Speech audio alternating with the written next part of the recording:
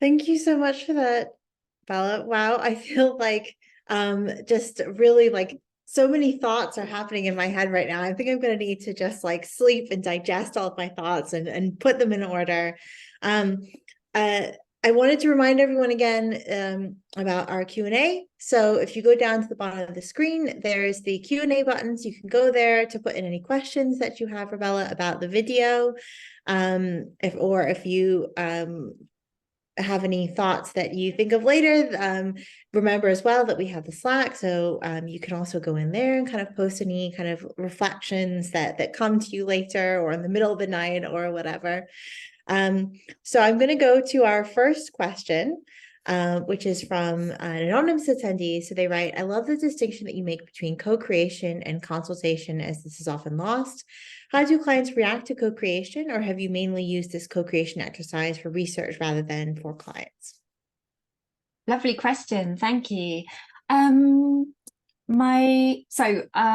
I'm new to research. I'm a new PhD student, so I'm only at the beginning of my third year. So most of this work has been used over the last 20 years to make public artworks or to make campaigns for clients. And typically, my clients will come to me with a brief. So it's usually quite responsive to what clients want. On the flip side of that, the charity had a youth board as well. And when we would get public funding, like from National Lottery, which was what funded the Flayed film that you've just seen, that would be commissioned by young people in response to what they felt was needed to be tackled from a kind of youth-based perspective. So it's been used on campaigns commissioned by clients, campaigns commissioned by young people for young people, as well as in this research work. And yeah, it's interesting. Lots of clients enjoy the rigor and the challenge of this way of working. And I guess they would be happy for me to say that one of my sort of best sort of long-term impacts has been with the Co-op Foundation, who commissioned Lonely Not Alone, which is a campaign that ran over 5 years and was hand in hand with the government. And what going through that process alongside us of co-creating campaigns year on year is it actually made them realize that they wanted to co-create their entire strategy. And so because of what they learned with us and some coaching I did with them, they then re-engineered their entire foundation's charity strategy along through a co-creation process with children and young people. So for some clients, this is like, a really exciting, real revelation to them that young people are this capable and only require the invitation and the resources to be able to get on with it and work alongside people. For other clients, the will is there. I won't name them because I don't want to put anyone into, I don't want to say anything that wouldn't be fair to my clients. But I definitely have people who come to me and say, yeah, can we do this? We need to do it in the next 4 weeks. And I'm like, no. we can't do this in 4 weeks. Like, first of all, we need to find the right young people. We need the young people to be ready. We need to do all the work. I've noticed someone's asked about safeguarding, and I can talk about that in a minute, but we need to do all the background engineering to make sure the young people arrive in the right place safely. We need to write a brief. They need to work on this for a long time to make sure that once they've come up with the ideas, then they're going to go through production with us. So, and for a lot of clients, they thought they were doing co-creation. And as my anonymous attendee says, you're right, they thought they were doing co-creation, but actually they were doing consultation. And that's why I'm so a bit like a sledgehammer with it, I must admit, saying these are not the same things, and please don't confuse them, because we can't develop this field if everyone thinks that asking people what they think is the same as co-creation. These are different things, and it's important to make enough space to develop this thing without doing this thing an injustice, because it's also valid. Yes, thank you. So next question then from Emma. So Emma writes, can I ask why incentives are not offered to the young people? Is that so you get people who are committed to the cause? This is a very complicated question to answer because there are about 20 points to it. And one of them is, yes, we know that when people are intrinsically motivated, they're more likely to adhere to the whole experience and to get more out of it, because what they're not trying to get out of it is to be paid. They're there because they care about it. this way of working for me has been developed over about 20 years. And where I started off was in theatre. I'm an acrobat, like I think I said at the beginning. And so I would be working with increasingly more delicate and fragile young people who've been through complex experiences. And so over years and years and years of asking them what they need from this, what their real motivation is, the reason people turn up for this is because they don't want other people to go through what they've been through, or they want to make things better for other people. I have worked on projects where we've paid young people, or rather they've been paid by my clients.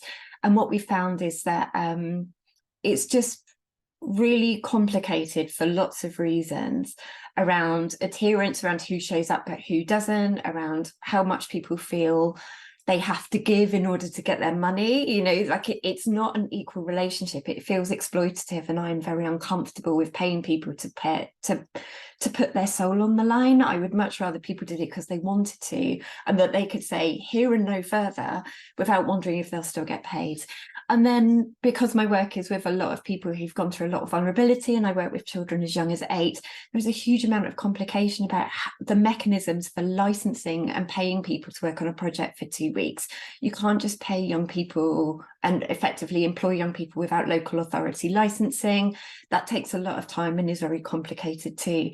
So for us, it's a bit of a kind of ongoing question that I ask myself all the time. Is now the point where I ought to be paying young people to do this? How much should I pay young people to do this, given that they're staying in a kind of, you know, they've effectively gone on holiday with us. So it is really difficult, and I'm not sure. At the moment, it feels like we're doing the right thing, but that could change again tomorrow. And I'm not saying that my way is the right way. There's also something to add to that. I think that this is not an extractive process. This is a mutually beneficial process. And something I'm writing about at the moment is the impact on this for the young people, that they're saying, you know, it's life-changing for them and it gives them opportunities. And when they are working on a project like this, we treat them like our team. So we make sure they get opportunities to go to other things. We go with them to university interviews. We help them put their portfolios together. So it's not, we'll have your data and then we'll do what we like with it. It's a very much, you are part of our team, and these are the basis that we're offering that. But like I say, it's a continual question of, are we giving enough? Are we giving too little? And our youth board helps us keep asking that question too. Thank you. I'm going to jump ahead a little bit because I feel like your answer relates to one of these other questions, which is just around the safeguarding processes that you use in this research area with young people. And I'm really interested as well in this kind of residential mode that you're using for this. So I wonder if you could kind of comment a little bit on that as well when you're answering this question. Okay, so probably the first thing to say is I'm a Chartered Institute of Environmental Health risk assessor, and I'm lead safeguarding officer trained. And those two things have been very important. And as I said at the top of my talk about my background, I'm also a professionally qualified youth worker and trained in trauma and childline counselling and play work. So I'm not just someone who one day thought it would be cool to work with kids and kind of like started doing it. I made quite a concerted effort to make sure that I invested in my skills and knowledge and experience and insurance to be able to do this kind of work. And please do not do this kind of work unless you are properly insured, because it is delicate work and you do not want to get sued. So, you know, and it has happened. People have been sued. So safeguarding, okay, this is a bit complicated, but basically we risk assess for risks to young people in applying to take part, risks to young people in taking part, and risks to young people at all stages of the production afterwards. And within those risk assessments, we're assessing the risk on them in terms of their well-being, their mental well-being, based on the information, I'll tell you about this in a minute, the information we have available to us, the activities that we're doing, and we do the best we can to assess the risk of the combination of all of those young people and how they're presenting. Talking about that presentation, when they apply, we ask them to tell us themselves about what's going on for them. So the application process will be a sort of 3 generic questions, which are along the lines of, what do you know about the subject matter? Tell us why you want to come, like what do you want to get out from it? And tell us why you want to come, what do you want to bring to this? And that helps us to shape that workshop process so they're getting what they need and they're having opportunities to give what they've got to give. But also at that point, we ask them to not only do the usual parental permissions if they're under 18, but everybody gives us the name of a trusted adult that we can talk to who has professional status in some way. So there might be a teacher, a social worker, a youth worker, they might be a vicar or a pastor, but they have to give us someone that we can talk to. And we say to that person a couple of things about, in your view, is this person in a good position to come and do this kind of work? What do we need to do to make them safe? And also, are you prepared to be on hand for us to contact you, or for the young person to talk to you if, as they come out of the other side of this, they need someone who's not their parent to help them through it, because not everybody's parents are as helpful as you might want them to be. And I know that from lived experience. So, you know, when I'm working for Save the Children, I just did a campaign for them. Literally, I think we had 15 different safeguarding documents for all of those stages, with all of those eventualities, including safeguarding for the team who were running the work. So it's very, very detailed, thinking about trauma, thinking about the combinations of things, thinking about how people might be away from home. Melissa, you asked about being away from home. So this is quite new for us. Until COVID, we had a studio space that we used and young people came to us daily. Post-COVID, we gave that up because we didn't have enough money to make it COVID safe at all. But also we found that young people needed different stuff, and coming to something every day wasn't accessible for young people all over the country. And at the same time, we were moving to more national clients like Bernardo, Save the Children, UNICEF were talking to us, Co-op wanted us to do national work. So what we ended up doing was hiring really beautiful posh holiday homes that could, you know, had 15 bedrooms or something. And the whole team and all the young people would decamp there and we would stay there, which means that when I was saying to you, we were doing 2 to 4 hour workshop slots, and sometimes we'd work at night, that would because the young people would say, we need darkness, and also we want to do it outside by campfire. So after dinner, can you all please rock up again at 7 and we will show you the thing we just made, our artifacts. And we would be like, yeah, great. So it just gave us more room. On the last project, the Flay project that I was talking about there, we also had a swimming pool, and that was hilarious. So we were making work in the water, under the water, around the water, which again came with all kinds of like fun safeguarding issues. And we had a Royal Marine with us who was there to pull people out of the water if something went wrong. So, you know, safeguarding was a big priority. And you can imagine with clients like big international NGOs, they're being very careful. We're being very careful. We're a children's charity effectively. And I'm very careful because my insurance requires that I'm very, very careful and look after people carefully. Thank you so much.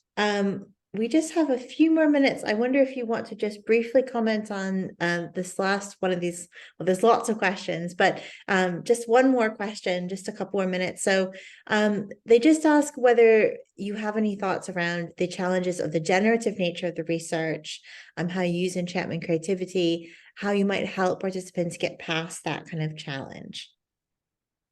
Okay, so first sort of thing to say to that is, if you would like a conversation about that with me, please reach out, because that's quite a broad question, and I'll try and answer it, but I'm not sure if I'm answering exactly what you're hoping for. So here's an effort at it, but do come back if you want more chat about this. I'd say that as I say in my presentation, attunement is a thing that happens, and we're working often over 5, 7 or 10 days. So it takes people a while to like find how they want to sit in this practice. And I do a huge amount of work to deliberately create the psychological circumstances in which people feel safe. Funnily enough, the young people, when I was doing the research with them, they were like, yeah, it's amazing how we all just like really got on really well. I've never been in a position like that before where everyone just felt safe and happy. And I was like, Yeah, I engineered that actually, but that's really cool that it felt natural to you, like that, you know, it just felt like that's how it was. Because there's quite a lot of Derren Brown stuff going on in my work where I'm creating safety and I'm using language in a positive way to make people feel like everything they're offering is what I'm absolutely loving and what the group is really loving. In terms of exactly the generative work, I didn't really touch on it in my presentation, but I use play therapist Sue Emmy Jennings' model of EPR, which is an embodiment projection role playing paradigm. And the tools I use are often non-specific about the mode of play that is invited. So the one I showed you, the museum, does ask people to kind of draw or make or use visual stimulus. Although one of the young people wrote, anyway, she wrote a thing because she liked writing, which was fine. And one of the adults there made a 4-minute soundscape that we all listened to. So people also like utterly feel safe to just go and do what they like anyway, which is really, really helpful. But the embodiment play and embodiment projection and role play paradigm enables me to kind of move the group if I need to a sort of safer way of playing. So embodiment play is all about kind of physically being in the space and mucking about with material, whereas role play is kind of about people taking on characters or kind of presenting work in a kind of characterful way. And definitely not everyone likes to do role play. I don't like to do role play very much, and I'm a theatre director. So I try to use tools that enable people to get at it where they feel comfortable and ready, and to use multimodal responses. And that gets over that generative stuff. The flip side of that is which we haven't really spoken about very much today, but is actually the process of the hermeneutic and semiotic kind of process of making sense of what was just made. And actually that sometimes comes with a bit of resistance, because what people want to do is do what they've been taught at school, to either go, oh, well done, it was so good, well done. It's like, yeah, I well done, and it was so good, it's lovely, but then we need to get into what it was, how it worked, why it worked, what it did to you. Or the other version is people want to sort of go into, well, I think it would be better if. And that's also not really welcome in that moment, because what we're trying to dig into is what's there, like what knowledge has become manifest through there, rather than if it was a work we were going to go and make later on, how would we make it better?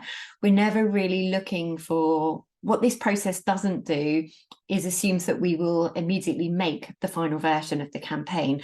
It's looking at lots and lots of different component parts that we can pull together and see through a different lens to go, oh, what this is this campaign talks about the damage and the pain and the hurt of what was done, because this feels like it's the most relevant thing we can do in response to the brief. It's not trying to make that there and then. At no point did we actually make a version of the campaign during the workshop process. We just got to the point you saw at the end where we had kind of flayed images.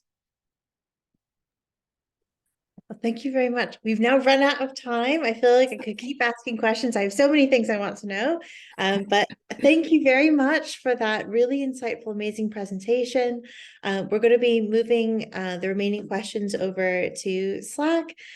So if you want, you can continue answering there. And if anyone has any other thoughts that they would like to follow up on with Bella, then remember to go to Slack, go to the #reflections channel to kind of continue the community discussion around this.